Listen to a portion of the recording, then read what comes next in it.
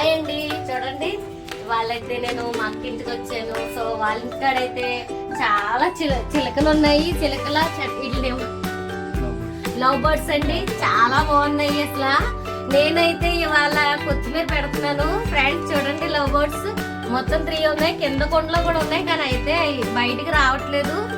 కానీ చాలా అంటే చాలా బాగున్నాయి ఫ్రెండ్స్. చూడండి నేనైతే కొత్తిమీర పెడుతున్నాను, అవి భయంతో అక్కడ పోతున్నాయి. చూడండి సో ఇలా